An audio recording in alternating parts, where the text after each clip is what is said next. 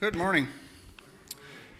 Just one more announcement. As a board of elders, we've been praying and seeking the Lord about adding to our board. So we're praying for 2 more couples to join the board of elders. So we just want to encourage you to continue to keep this in prayer through June and July. By August 7th, we want to request the membership to submit some names after you've prayerfully considered these things. Submit some names who you believe that God is leading in this area, and then we'll go on from there.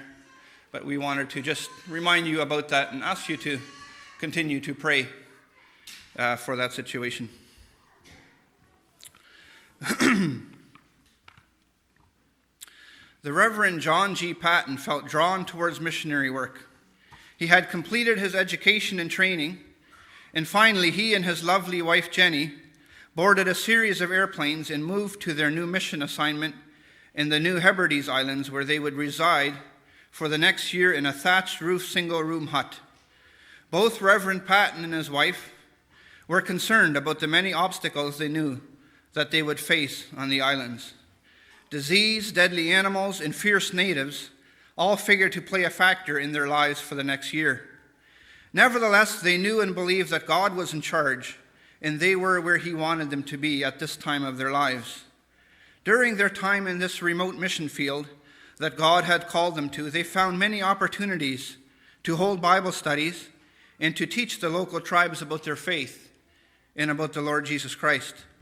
However, there was one tribe in particular, known for their fierce fighting, which grew more hostile towards the missionaries with each passing day. For weeks they had threatened to attack the Pattons and kill them because they had interfered with ancient tribal traditions and taught their people a new and strange way of faith. Soon the hostile tribe made plans to carry out their threats. Late in the evening of June 23, 1973, the Pattons sat in their tiny thatched home and listened to the sound of war cries outside their hut, growing louder and louder. "They're coming for us, John," a terrified Jenny whispered to her husband. John nodded and said, "Pray, Jenny, talk to God, keep praying." Then John began to pray aloud. "Heavenly Father," he began, "you have commanded us to come to you in time of need and to ask for your intervention. We come before you now and ask you to protect us, as you have so many times in the past. Please deliver us from the danger we are in. In your name we pray. Amen." For nearly an hour, the sounds continued outside their bungalow. By the end of an hour, the Pattons could see dancing lights surrounding their home. "Fire," John whispered, holding Jenny tightly. "Keep praying, Jenny. I think they're going to try and burn us out." Another 15 minutes passed while John and Jenny continued to pray for protection. Then suddenly, the screaming began to lessen and grow more and more distant. The tribesmen were moving further and further away from the Pattons' hut. Finally, the sounds completely disappeared. 3 months would pass by, and the Pattons had no explanation for why the tribesmen had chosen not to kill them that terrifying night. Then, in a very strange turn of events, the chief of that tribe contacted the Pattons and began asking them questions about their mission work and about Jesus Christ. Shortly thereafter, the chief accepted Jesus Christ as his personal Lord and Savior and received salvation. Then John decided to ask the chief that burning question within his mind. "Why didn't you kill us that night?" he asked, staring into the chief's eyes. "We tried," said the chief, "but your guards wouldn't let us pass." "What guards?" asked the missionary. The chief waved his arms dramatically. "Hundreds of guards, big men in shiny clothes with swords drawn and with torches. They circled your hut. We had no choice, so we left." Interesting story, right? And you know what? We've all heard stories like this, so it's not a new thing. But it's interesting to note that there are so many of these stories. And it gives me the understanding and the assurance that God has ministering spirits among us to take care of us and to protect us and to watch over us in our time of need.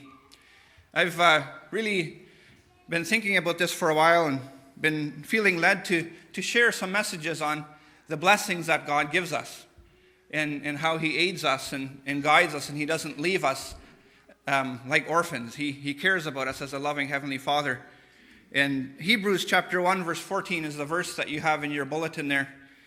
And it says this, "Are they not all ministering spirits sent out to serve for the sake of those who are to inherit salvation?" And he's talking about angels. And he says, they are ministering spirits sent out to serve for the sake of those who are to inherit salvation. That means believers. The primary role of the ministering spirits of the angels are to serve those who would inherit salvation.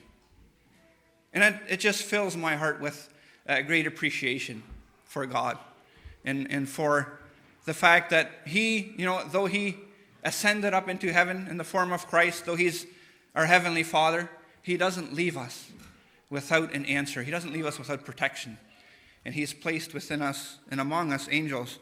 I think each one of us, when we look back over our life, especially as believers, you look back over your life, you can probably account or communicate a story or an experience that you had that you can't explain.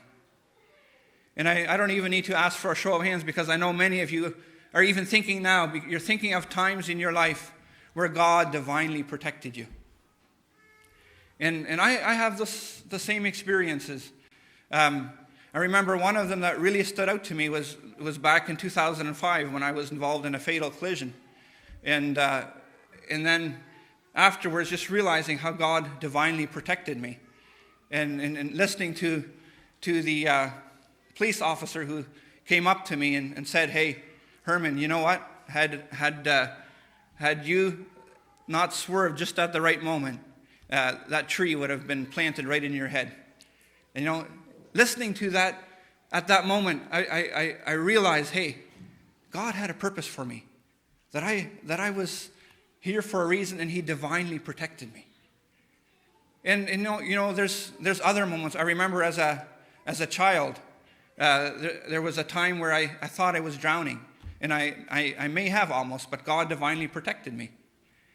And there's different times when you look back throughout your life, you see the hand of God protecting you at different moments. But when I was thinking about this message, I think one of the things that is going to be really special to us when we get to heaven and God opens us up to everything, it's going to be the times that we were unaware of how he protected us. And I think of this often when I'm driving down the road, and some of you might think of that sometimes too, but when you're driving down the road, it's so easy to imagine sometimes a vehicle coming in the opposing lane could turn right in front of you, and you could have a head-on collision. Then that could happen so easily, and it has happened so many times. And I just think of how many times couldn't that have happened had God not protected us and kept us from those things. And I really, what's one of the things I look forward to about eternity is having God communicate to us how he protected us at different times in our lives. Maybe when we were flying in an aircraft, and he had his angels in charge of that aircraft at just the right moment. And whatever experience it is that you're dealing with in life, just to know that his ministering spirits are sent among us to serve those who would inherit salvation. Isn't that a beautiful scripture verse? Can you grasp that for yourself, just to understand that these ministering spirits were sent among us to minister to Christians? And if you don't, I encourage you to meditate on that and think of the resources that God has for us. I want to share a few examples from Scripture that communicate this and just show different roles that the angels played throughout Scripture. In 1 Kings chapter 19, verse 5, speaking about the prophet Elijah there, it says, "And he lay down and slept under a broom tree. And behold, an angel touched him and said to him, 'Arise and eat.' And he looked, and behold, there was at his head a cake baked on hot stones in a jar of water. And he ate and drank and lay down again. And the angel of the Lord came again a second time and touched him and said, 'Arise and eat, for the journey is too great for you.'" And a neat passage for me. And you may think, well, that's kind of mundane for this great ministering spirit to do this to the prophet Elijah. Kind of a simple thing for him to do. But it shows the fact that God was caring about Elijah enough to supply his physical nourishment because of the great journey that was ahead of him. And God sends ministering spirits among us to care about little things like that. And that's just one example. When Jesus was tempted in the wilderness, in Mark chapter 1, verse 13, it says he was in the wilderness 40 days being tempted by Satan. And it says he was with wild animals and the beasts there of the field. And it says, and the angels were ministering to him. So God allowed his son to go through temptation, to experience all kinds of trials there, but his angels were there ministering to him. And that's beautiful to me to just see how he took care of his own. Turn with me to Acts chapter 12, verse 5. Starting at verse 5. It says, so Peter was kept in prison, but earnest prayer for him was made to God by the church. Now when Herod was about to bring him out on that very night, Peter was sleeping between two soldiers, bound with two chains, and sentries before the door were guarding the prison. And behold, an angel of the Lord stood next to him, and a light shone in the cell. He struck Peter on the side and woke him, saying, get up quickly. And the chains fell off his hands, and the angel said to him, dress yourself and put on your sandals. And he did so. And he said to him, wrap your cloak around you and follow me.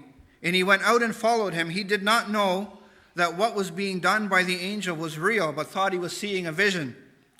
When they had passed the first and the second guard, they came to the iron gate leading into the city.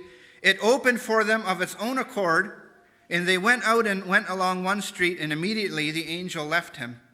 When Peter came to himself, he said, now I am sure that the Lord has sent his angel and rescued me from the hand of Herod and from all the Jewish people, and from all that the Jewish people were expecting. And it's an interesting passage because just prior to this, Herod had executed James. And now Peter was about to be executed as well because Herod was trying to please the Jewish people here. But God, because of prayer, sends his ministering spirit, his angel, to rescue Peter divinely, miraculously. And because he's seen a need for Peter to continue to be a part of the church there. So just some different roles there that you see the angels doing. In Isaiah chapter 6, we see some descriptions of different angels there. In Isaiah 6 verse 1, it says, in the year that King Uzziah died, I saw the Lord sitting upon a throne high and lifted up, and the train of his robe filled the temple. Above him stood the seraphim. Each had 6 wings. With 2 he covered his face, and with 2 he covered his feet, and with 2 he flew. And one called to another and said, holy, holy, holy is the Lord of hosts. The whole earth is full of his glory. So you see, one of the purposes of these ministering spirits was also to bring worship to God, to bring glory to God. And when you sometimes see the scene pulled back in heaven, you see the angels are there ministering to God and worshiping God and praising God because of his holiness. You see, one of the roles of the angels, one of the purposes of the angels is to promote worship and to bring glory to God. Something we see often about the purposes of angels in Scripture is that they're divinely used by God to proclaim his messages. And in Acts chapter 1, verse 9, after Jesus ascended into heaven, it says, when he had said these things, they were looking on, and he was lifted up, and a cloud took him out of their sight. And while they were gazing into heaven as he went, behold, 2 men stood there in white robes and said, men of Galilee, why do you stand looking into heaven? This Jesus who was taken up from you into heaven will come in the same way as you saw him go into heaven. So God sent 2 angels. You know what? And I imagine this must have been a huge comfort to the disciples. Because, you know what? We can identify with them. When we're with somebody, and this person's so meaningful and precious to us, and they're taken up from us, they must have been tempted to be in despair.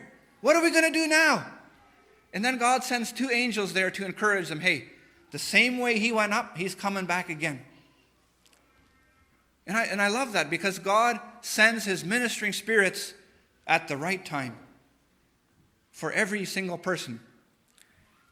He cares about us, and often he used them to proclaim a message that he wanted to communicate to people. We see another purpose of the angels in Luke chapter 16, verse 22.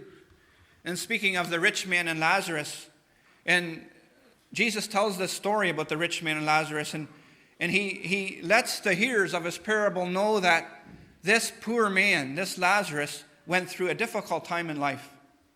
But one of the purposes here in Luke 16:22, it says, the poor man died and was carried by the angels to Abraham's side. So you see, another purpose of the angels is to conduct the spirit that dies to the place where God intends it to go. And these angels carried this poor man to Abraham's side. In Psalm 34, verse 6, it says, this poor man cried, and the Lord heard him and saved him out of all his troubles. And then in verse 7 it says, the angel of the Lord encamps around those who fear him and delivers them. So God has his angels encamped around us. And it says there that he encamps around those who fear him, and the angels deliver them. And it's a beautiful verse of promise to us. In 2 Kings chapter 6, we see another purpose there of the angels, starting at verse 15.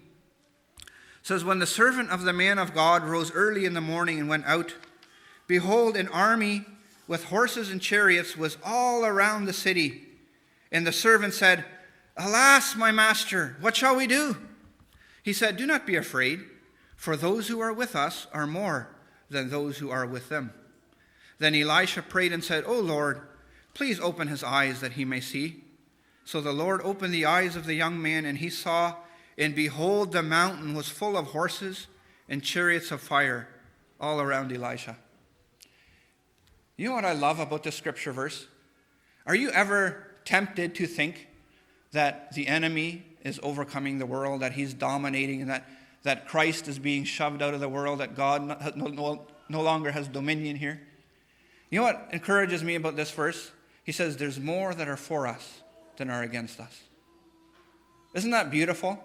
And if you study the book of Revelation and you see when Michael and the great dragon had their war in heaven, it says that as the dragon was cast down, it says 1/3 of the stars fell down together with him.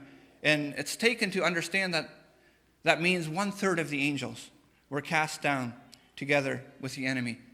And just recently I started thinking about it, and it filled me with an appreciation, because if 1/3 of them went down with Satan, that means 2/3 of them didn't. Isn't that amazing? Did you just think about that? 2/3 of them didn't. And 2/3 of them are with us, are the ministering spirits that God uses to help those who would inherit salvation. And I hope that fills you with encouragement, knowing that those ministering spirits are there to help you, 2/3 of them. And it's a blessing. In Scripture, there's sometimes reference made to some special angels. And I want to just go over them a little bit with you, because I think sometimes we allow the world to communicate ideas, maybe through movies or something. We allow people to put images in our minds of what is really there. And one of them is the angel of death. You ever heard of the angel of death? Yeah? It's not a rare thing, but do you know that the Bible doesn't talk about the angel of death? That's a worldly term. That's not a biblical term. And we assume these kinds of things out of our own understanding, or often our flawed understanding. And there's a few passages where people get this from. One of them is in Exodus chapter 11, during the Passover. And people say that, well, the angel of death came through Egypt and destroyed all the firstborn who didn't have blood marked on their doorposts. And that's actually not what the Bible says. It says that the Lord went through. And that's just an interesting thing to note. But sometimes we allow people to put these things in our mind, that there's an angel of death.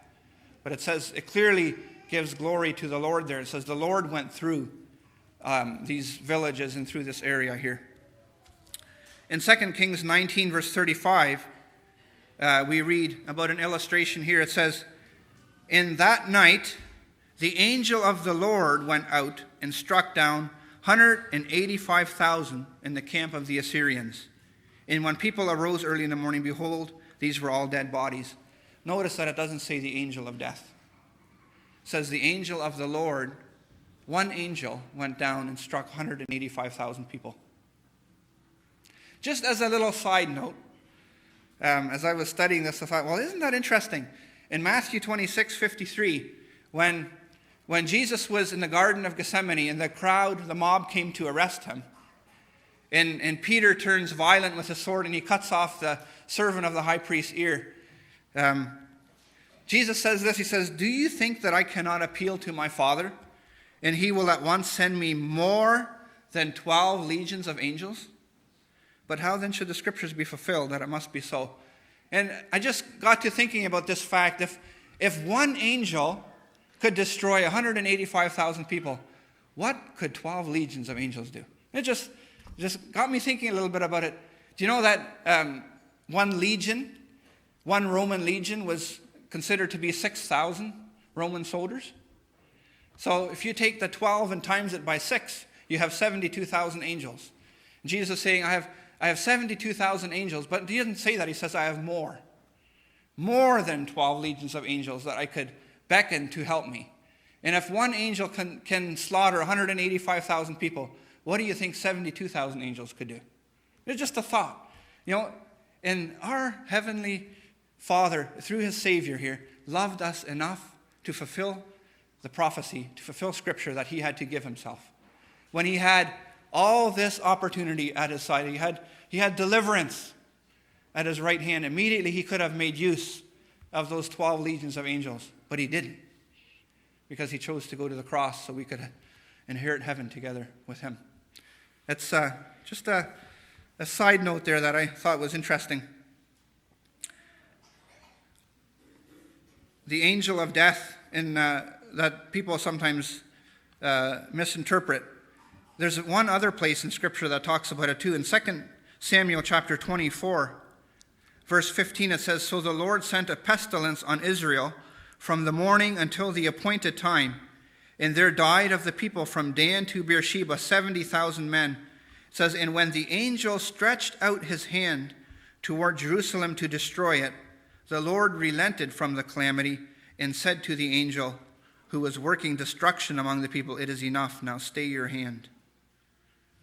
And it says, 'And the angel of the Lord was by the threshing floor of Araunah the Jebusite.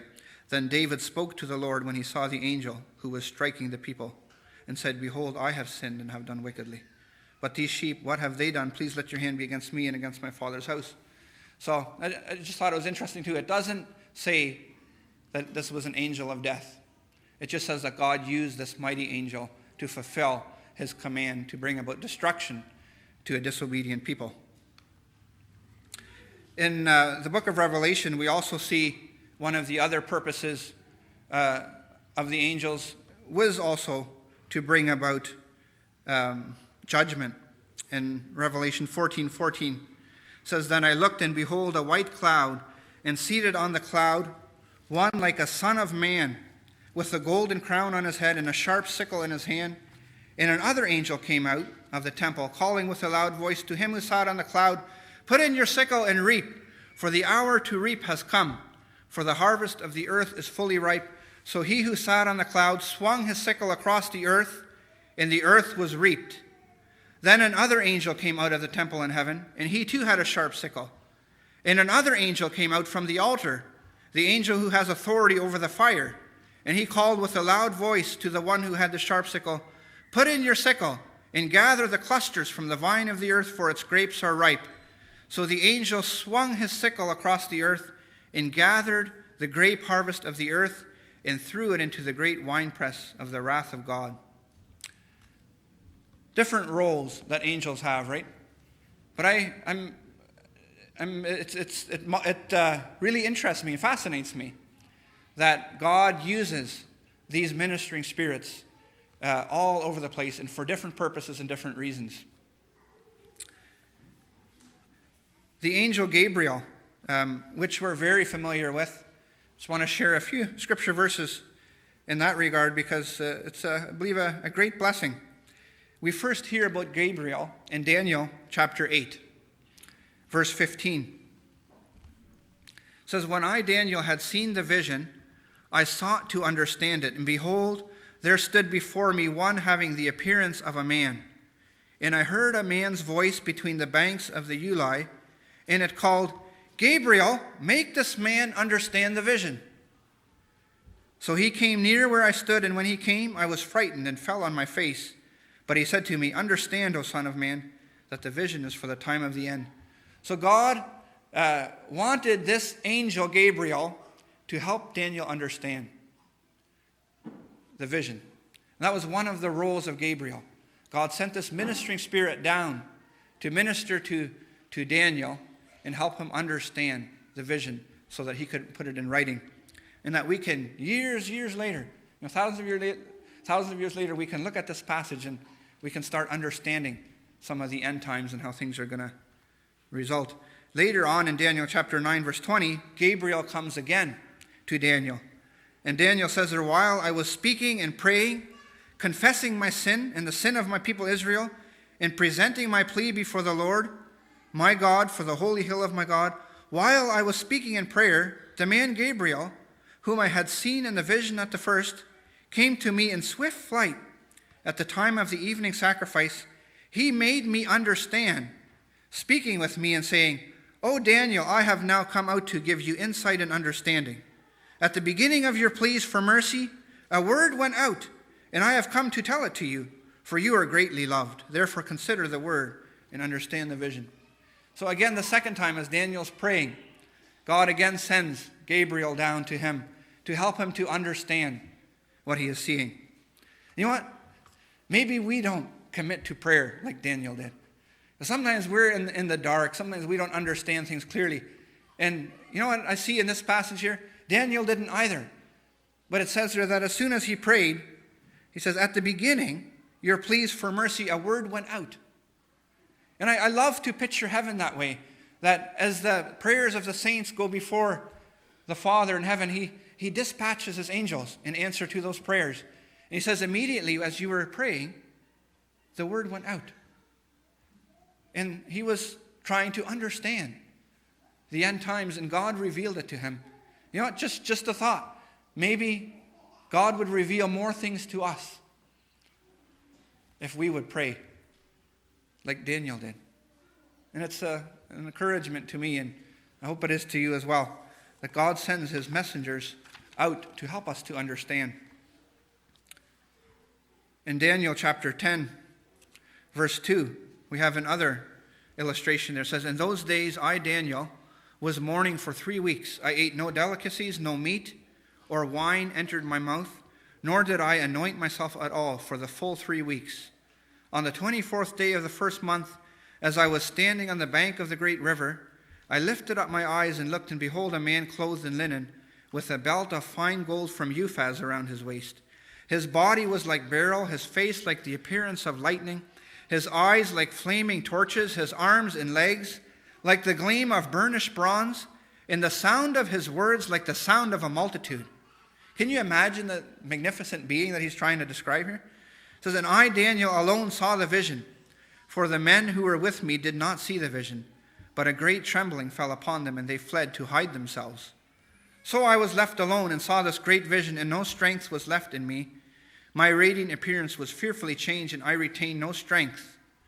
In other words, he's saying here that I'm just about ready to faint. He said, my radiant appearance was fearfully changed.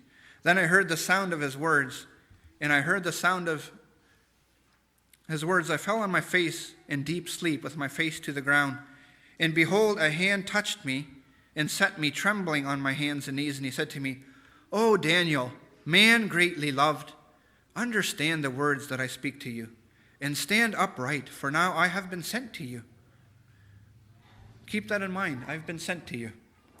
And when he had spoken this word to me, I stood up trembling. Then he said to me, "Fear not, Daniel, for from the first day that you set your heart to understand and humbled yourself before your God.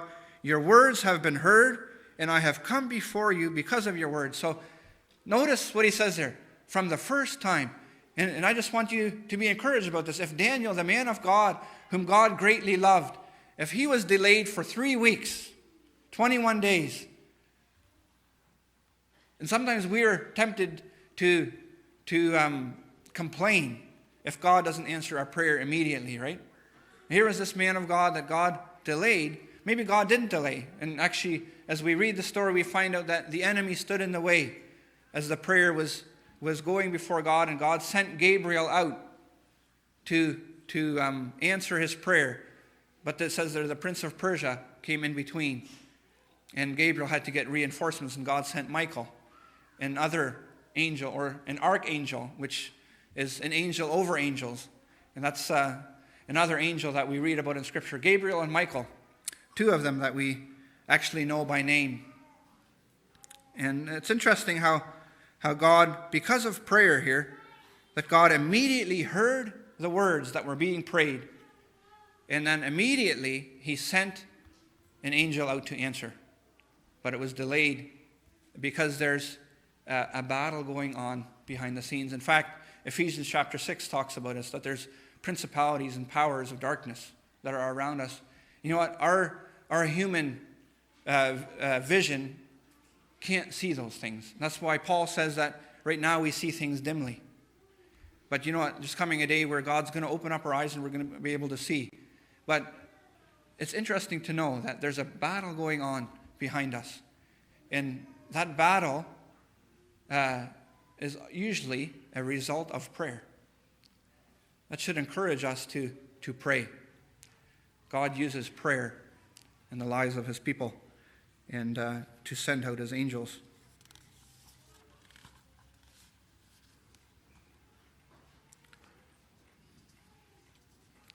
In Luke chapter 1, we see Gabriel coming again. In verse 11 it says, "And there appeared to him an angel of the Lord standing on the right side of the altar of incense. And he was appearing to Zechariah." It says, "And Zechariah was troubled when he saw him, and fear fell upon him.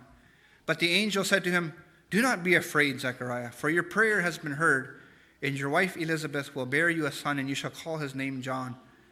And you will have joy and gladness, and many will rejoice at his birth, for he will be great before the Lord.'" And he continues on there. But the angel was specifically sent down to Zechariah to communicate this message. In verse 18, Zechariah communicates back to the angel, and he says, "How shall I know this? For I am an old man, and my wife is advanced in years." And the angel answered him, "I am Gabriel. I stand in the presence of God, and I was sent to speak to you and bring you this good news." So he communicates to Zechariah here his purpose. He says, I stand in the presence of God. And just imagine, each one of these characters in Scripture, when confronted with one of these mighty ministering spirits, many of them fell down, and many of them were extremely afraid. That's why often the first words that the angels would speak would be, "Do not be afraid," or "Fear not," because they would be, you would be in such awe that it would be hard for your human mind to even comprehend. And I've often thought of that. Wouldn't it be beautiful and great to see an angel? I think each one of us sometimes thinks that. But I wonder, and I think our response would be very similar even to the shepherds, right? Don't be afraid. It was their first reply when they communicated the good news of Jesus Christ. And throughout Scripture, you see that. Don't be afraid was immediately communicated to the people there.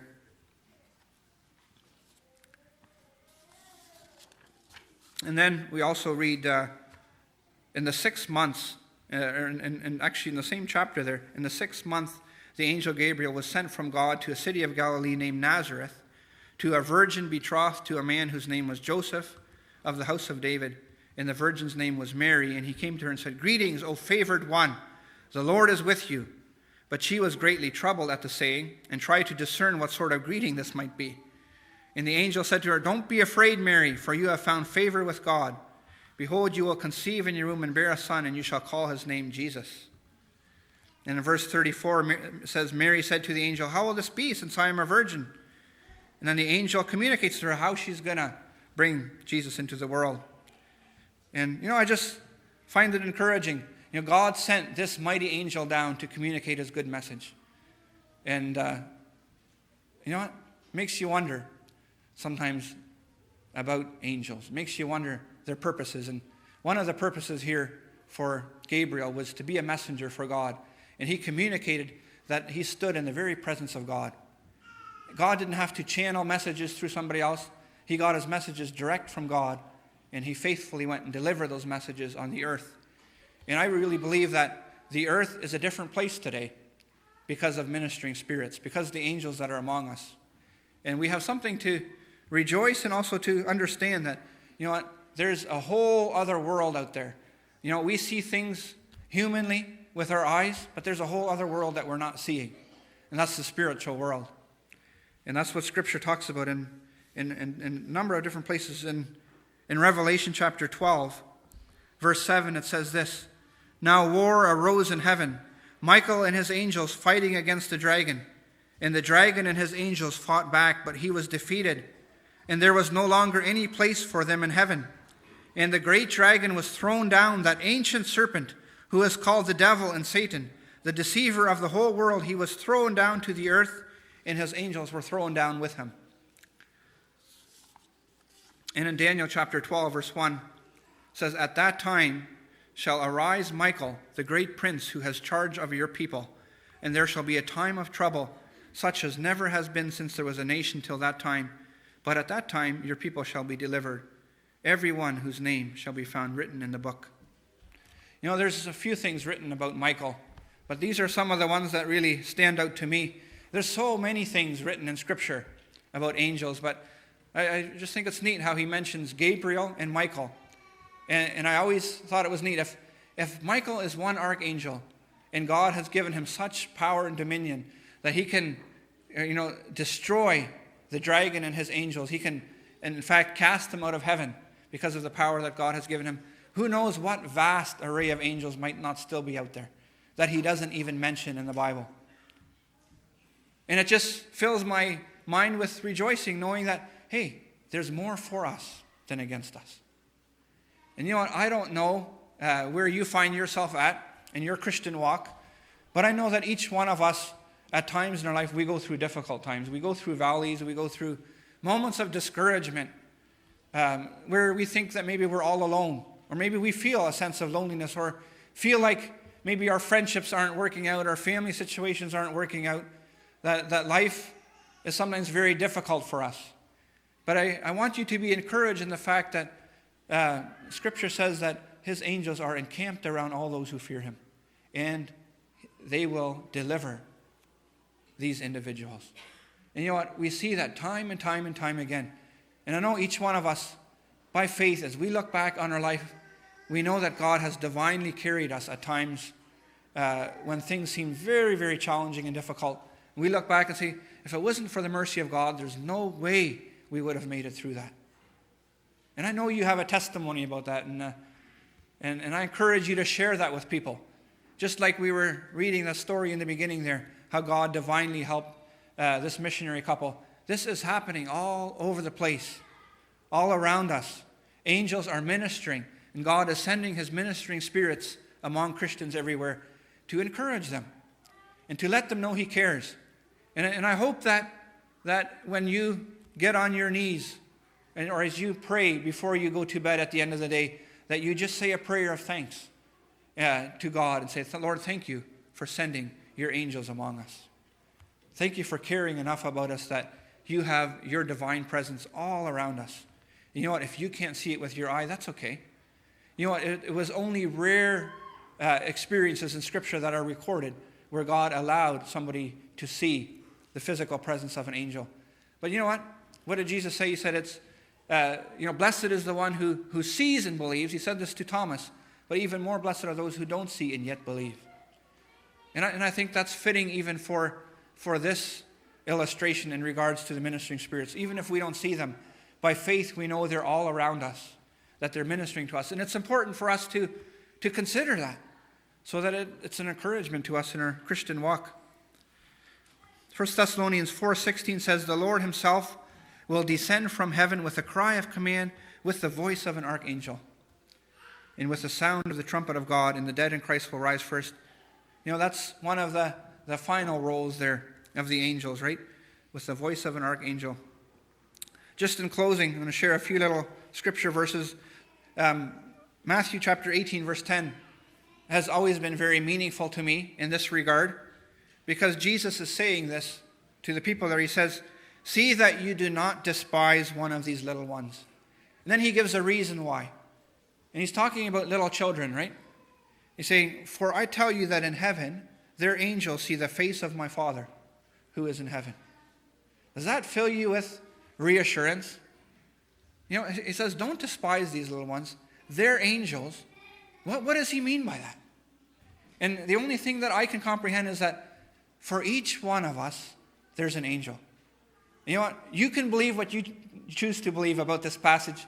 But when I read this passage, it helps me to believe that each one of us personally, God has an angel ministering to us. Because he says here, their angels are before the face of the Father. Don't despise the little ones, he says.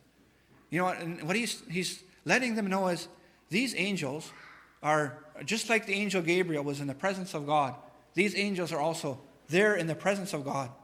They're not in the seventh heaven or the first heaven, wherever that may be. They're in the very throne room of God, is what Jesus is communicating there. And it just gives me that understanding that the angels are there to minister to us personally. And I feel that one of the great joys of heaven will be being able to communicate with a personal angel that minister to us in life. I don't know if you look forward to that, but that's something I look forward to, thinking that one day these angels are going to be able to tell us, hey, look what we saved you from, and we saved you from this, we helped you here. We were there when you needed someone. We ministered to you. And God sent us, when you prayed this prayer, God sent us to answer that prayer. God opened up the door for you when you prayed about this door. And God used me in that situation. I think that's going to be a great conversation to be had in heaven. And that's something I look forward to. In Psalm 91, he says, he will command his angels concerning you to guard you in all your ways. On their hands they will bear you up, lest you strike your foot against a stone. In closing, Philippians chapter 4 says, do not be anxious about anything. And I hope that as you think about the ministering spirits that God sends to us as believers, that you think about these scripture verses in Philippians 4, because we don't even need to be anxious for anything, because his angels are everywhere where we go. Don't be anxious about anything, but in everything by prayer and supplication with thanksgiving, let your requests be made known unto God. Okay? No need for anxiety. No need for stress. No need for worry. No need to be in despair. Let your requests be made known to God. And that's what he says here. And that's what happened to Daniel. And God intervened and sent Gabriel. Let your requests be made known unto God.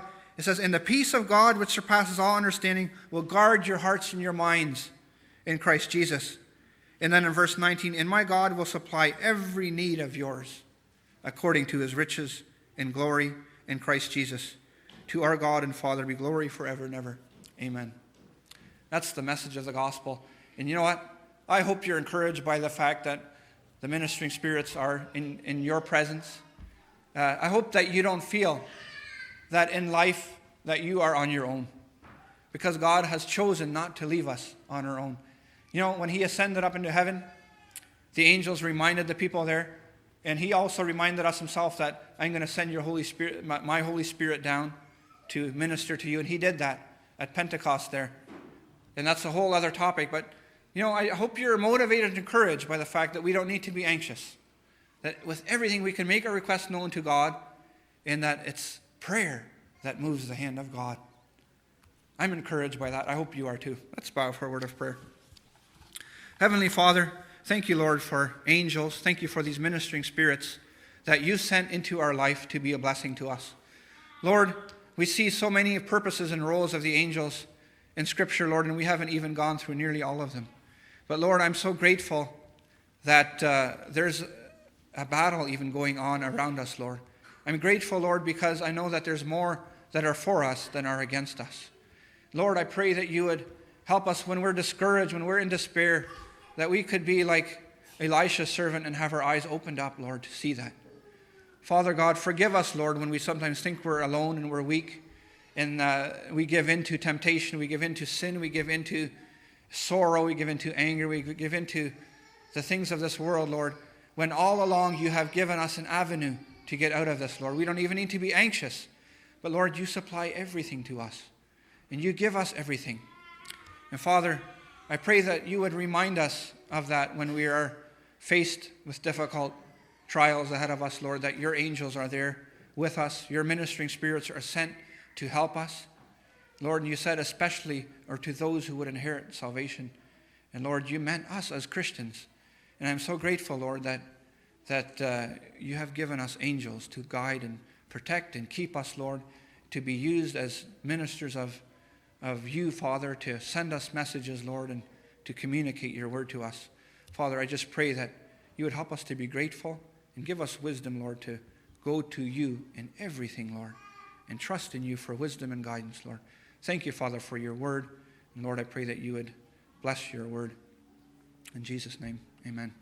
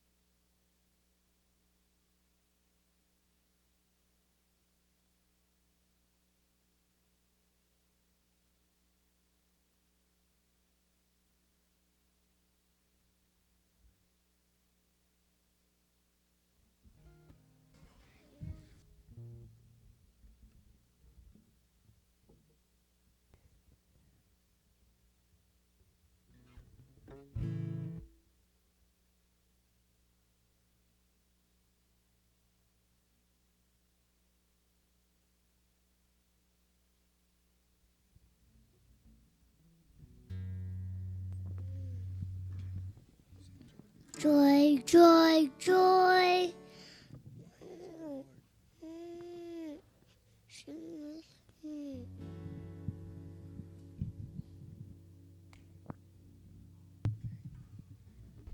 Joy, joy, joy. Praise the Lord in heaven on high. Praise the Lord in heaven on high.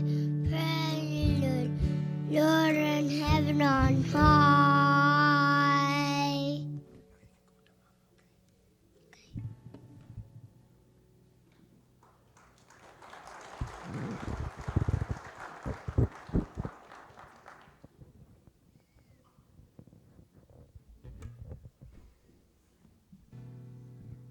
He had to sing. Okay. Kins and I are going to be doing this song together. It's called God Answers Prayer.